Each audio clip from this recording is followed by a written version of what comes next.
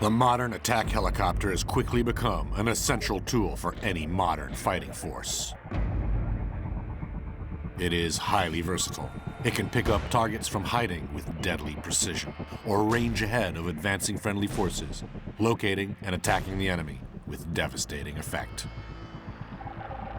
Like the tank, the attack helicopter combines the key characteristics of protection, mobility, and firepower.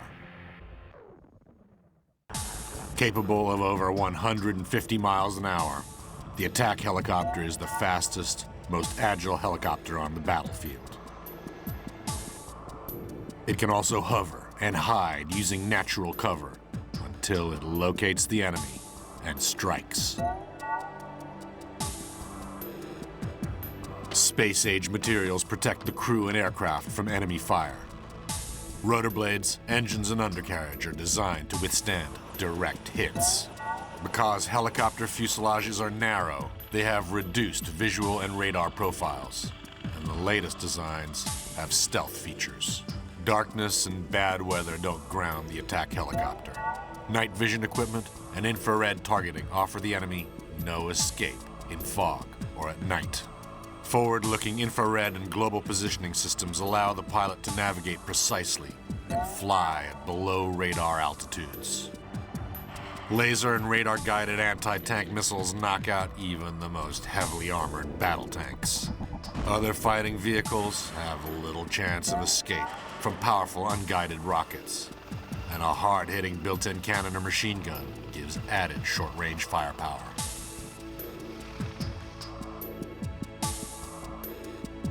The attack helicopter is incredibly versatile. Its primary role has traditionally been anti-armor, tasked with knocking out enemy tanks at decisive points. As a battlefield weapon, the aircraft can fly in massed formations or alongside reconnaissance helicopters, acting as a hunter-killer team. They devastate the enemy's flank and rear areas while giving fire support to advancing troops and armor. Bunkers, observation posts, and forward headquarters can also be targeted. The attack helicopter not only destroys enemy forces, but it also disables its command and control systems, degrading its ability to fight. The attack helicopter forms the teeth of the air assault operation. It escorts transport helicopters carrying troops, suppresses the enemy throughout the assault, and provides fire support to friendly forces. The impressive array of electronics means that the attack helicopter is also a valuable surveillance and reconnaissance tool.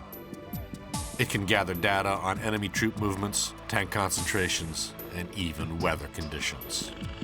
The modern attack helicopter can perform all these tasks 24 hours a day in all weather.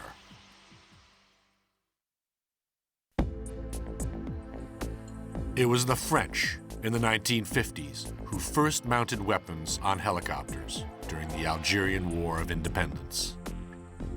Carrying various guns for anti-guerrilla operations, they achieved impressive results. At the same time, the U.S. began arming its helicopters. The Army Aviation Center was established at Fort Rucker in 1955, and by the following year, it was deploying guns on helicopters. The assault helicopter was born. The Vietnam War saw widespread use of armed helicopters in air assault operations. But the upgunned versions of the Army's famous UH-1 Huey transports were too crude and slow to cope with the demands of air mobile operations. In 1965, the U.S. Army demanded a specially designed aircraft and offered a bid for the Advanced Aerial Fire Support System. Developed by Bell, the UH-1's manufacturer, the AH-1 Huey Cobra became the world's first dedicated attack helicopter. The Cobra entered service in 1967 with the 1st Air Mobile Cavalry Division.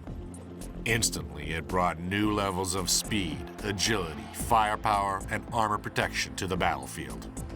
A Gatling gun and a grenade launcher, plus hard-hitting rockets, gave the AH-1 awesome firepower. It became a valuable weapon in assisting air assault operations, providing accurate, effective, close-in fire support.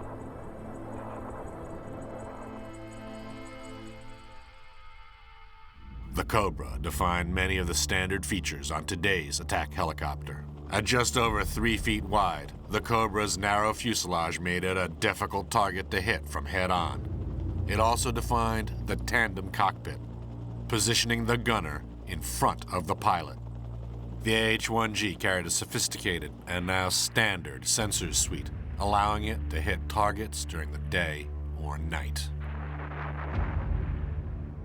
The Cobra became a resounding success in Vietnam. Noting its success with the Army in Vietnam, the Marines ordered their own AH-1J Sea Cobra variant in 1968. Entering service 2 years later, the Sea Cobra was also a success in Vietnam. It was similar to the Army's version, but had 2 engines for increased safety, important for long overwater flights. Against the background of war in Southeast Asia, the U.S. Army was also evaluating its heavyweight armed helicopter contender, the Lockheed AH-56 Cheyenne. Hugely complex, Cheyenne was designed as an aerial battleship with a massive weapon load. Making its first flight in 1967, the Cheyenne flew at over 200 miles an hour, unprecedented for any helicopter. However, the program suffered from spiraling costs and inter-service rivalries. Technical difficulties and the advent of shoulder-launched surface-to-air missiles convinced the Pentagon that the AH-56 was a white elephant. Cheyenne was canceled. But the concepts it demonstrated would later be transferred to future attack helicopters.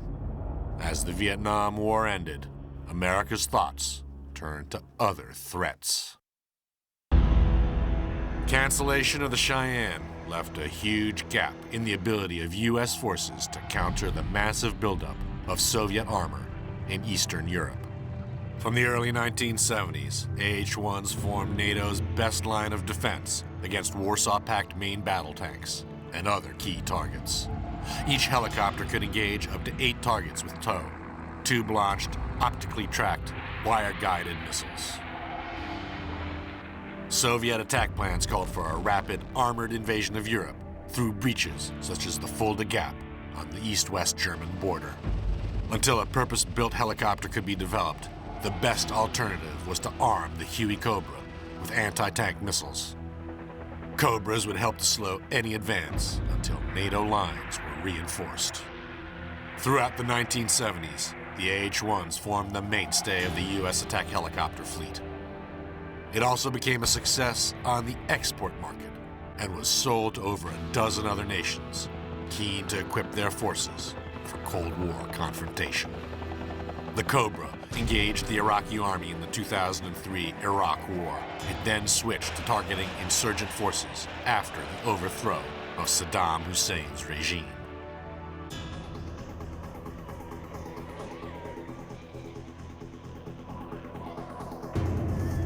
The development of air-mobile operations in Vietnam by the U.S. Army had impressed the Soviets. They are also well aware of the threat that the Huey Cobra posed to their tanks on the other side of the Iron Curtain. In the late 1960s, the Mill Design Bureau began development of the first Soviet combat helicopter. The resulting Mi-24 Hind has become a legend. The Hind made its combat debut in Afghanistan during the Soviet invasion of 1979. It was used intensively, becoming the signature weapon of the conflict. The designers took the characteristics of armor, agility, sensors, and weaponry and adapted them to Red Army doctrine. It used key components derived from the Mi-8 HIP assault transport in much the same way that the Cobra shared major systems with the UH-1 Huey. But the Hind was much bigger, faster, and more powerfully armed than the Cobra. The Hind supported the Soviet philosophy of delivering massive firepower on the battlefield. But unlike its Western equivalent, the Hind was flown by Air Force personnel. Despite being nearly 60 feet long and weighing in at 11 tons, the helicopter has a top speed of 168 miles an hour, thanks to twin Isotov turbines, pushing out over 4,000 horsepower. The fuel system is protected with self-sealing tanks and the exhausts of heat signature suppression systems. Like an infantry fighting vehicle, the Hind is well armored.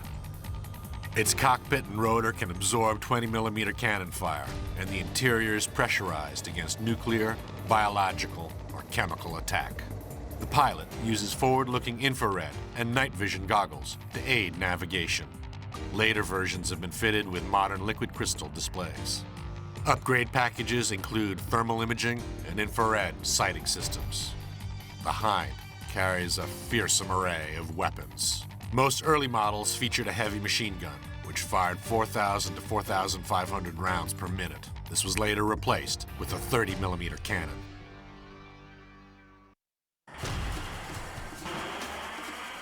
The main anti-tank armament was the radio-guided AT-2 Swatter, or later, the more advanced AT-6 Spiral missiles.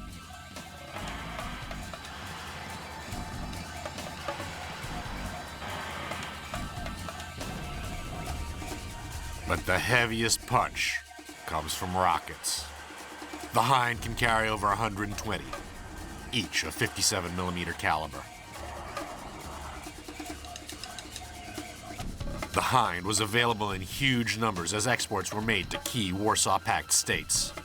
Its deployment in Europe only made NATO generals more worried. They already feared the Soviets' massive numerical superiority in weapons. But with the Hind's introduction came a potent deep strike capability. In the event of a Soviet invasion of Europe, Hinds could have surged ahead to hit NATO forces in the rear. This would have devastated NATO supply lines across Europe and depleted their reserves. Over 300 Hinds were lost during 10 years of combat with the Mujahideen. They feared and respected the type, naming it the Devil's Chariot, though to its crews, it was always the Crocodile. By the time of the Hind's arrival, development of the next-generation attack helicopter in the U.S. had already begun. This resulted in the deadly AH-64 Apache.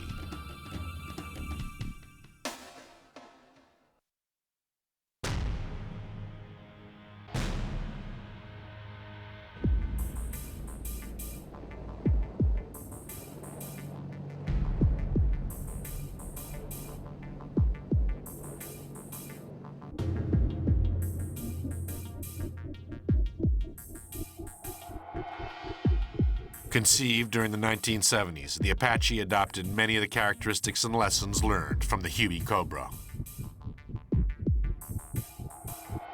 The Apache's early development was dogged by problems.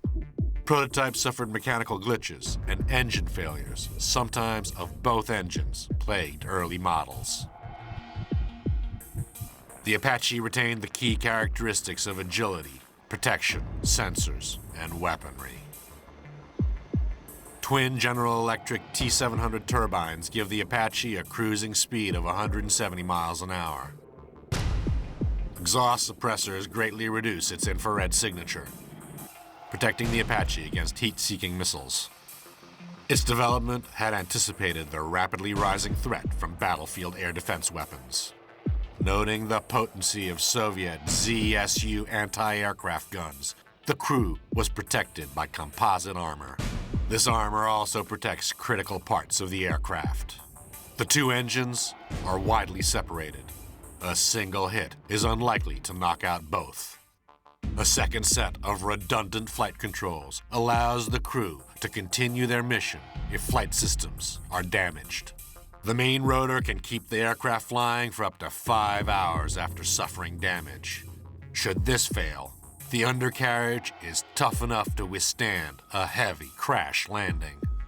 Enemy tanks are located by Target Acquisition and Designation System, or TADS, a combination of laser, infrared, and low-light television sensors.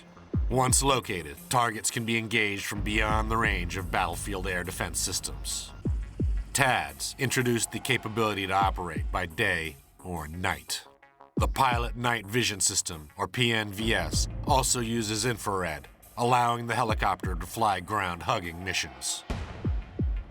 This standoff capability comes from laser-guided Hellfire missiles, which use kinetic energy and a tandem-shaped charge warhead to knock out even the most heavily armored battle tank.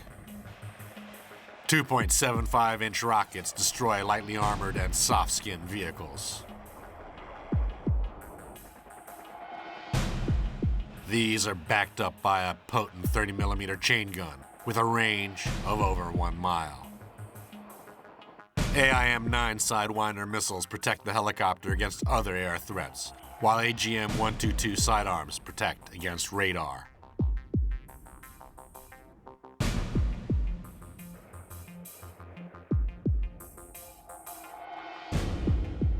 Although the AH-64 can stay aloft for over 3 hours, its combat loiter time can be increased. 230-gallon conformal fuel tanks extend the Apache's range, allowing it to hit enemy targets over 90 miles away.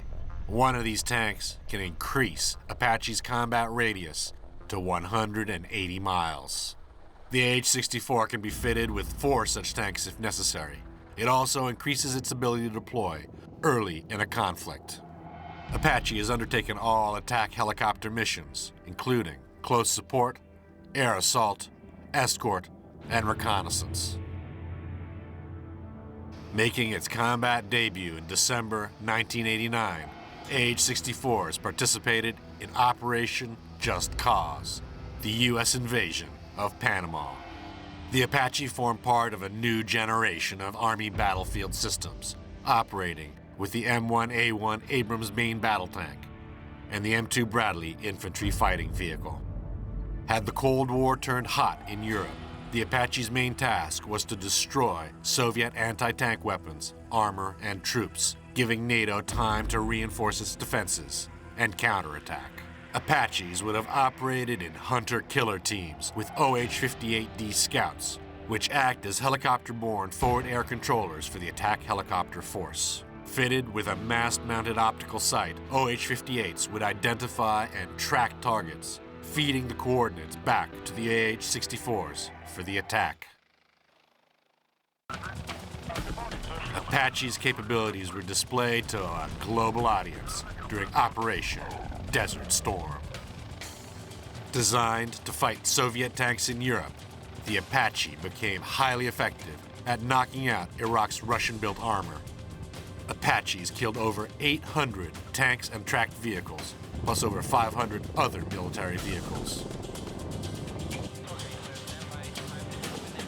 8 Apaches of Task Force Normandy fired the first shots of the war when they destroyed 2 Iraqi air defense radar sites, opening a safe corridor for coalition strike aircraft bound for Baghdad.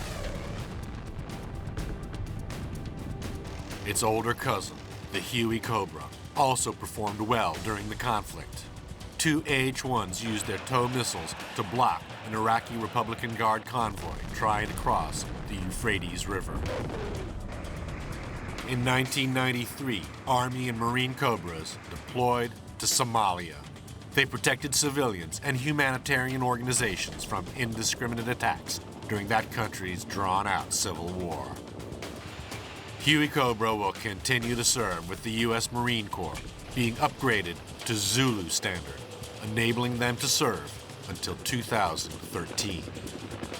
The Zulu will carry more weapons and will feature a 4-bladed quiet rotor system and improved maneuverability.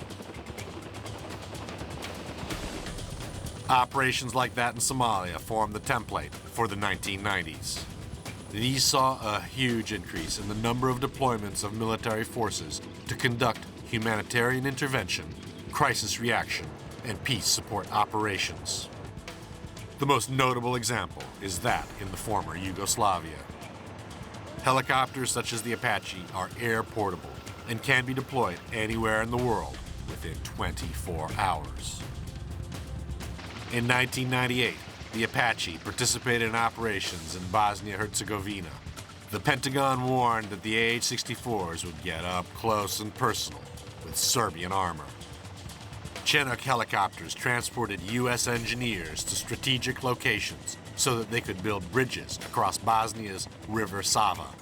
Apaches provided cover for these engineers and patrolled the zone of separation between Serbian and Bosnian forces. More recently, Apaches played a vital role in attacking Iraqi armor and troop positions in 2003's Operation Iraqi Freedom.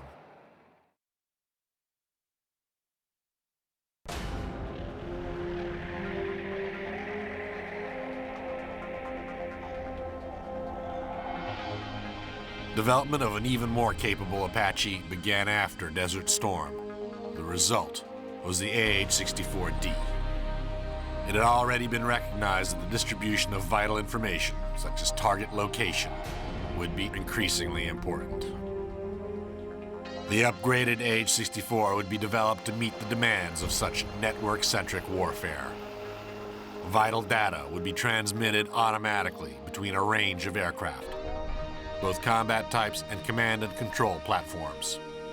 The key system that transforms the Apache into a 21st century weapon is the Longbow millimetric wave radar system.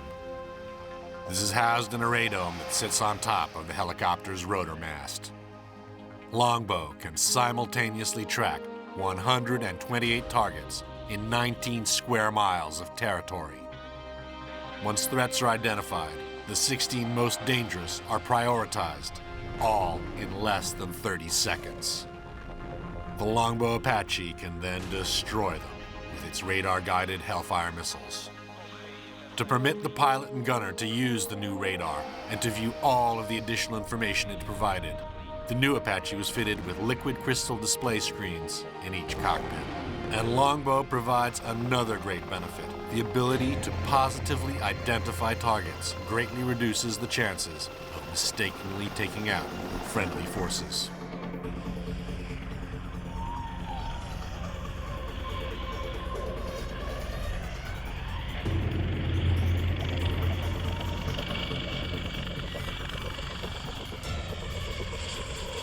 In 1996, a team led by Boeing and Sikorsky first flew the prototype RAH-66 Comanche. Although the entire Comanche program was canceled in February 2004, it offered a tantalizing glimpse into what the future of manned attack helicopters might be. The super agile type had been projected to replace the AH-1 Cobra, plus the OH-6 and OH-58 Scout helicopters. It would also have succeeded the Apache. The keys to the Comanche were its stealth technology and its avionics. It incorporated many of the high-tech avionics systems developed for the ultra-advanced F-22 Raptor fighter. The small airframe had been carefully shaped to reduce its radar signature. Features included an angular, stealthy airframe, retractable undercarriage, a tail rotor shrouded inside the fin, and internal weapons carriage. Comanche could carry a potent mix of weapons. These included a 20mm Gatling gun with a rate of fire of between 750 and 1,500 rounds per minute. Its ammunition could be reloaded in less than 8 minutes. To supplement this, the next generation of anti-armor Hellfire and Stinger air-to-air missiles would have been carried. Using the Longbow radar, the helicopter would have been able to identify and track targets, relaying information back to ground commanders. The latest liquid crystal displays gave the crew targeting and flight information and a color display featuring map and targeting data.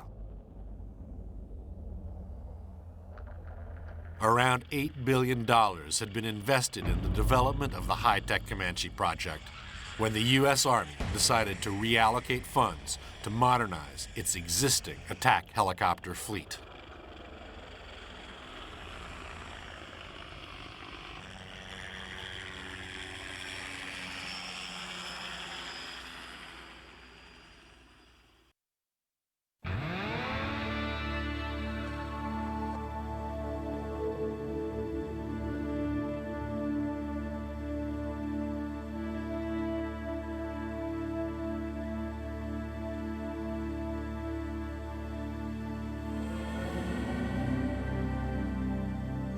The end of the Cold War has led to the third generation of attack helicopters.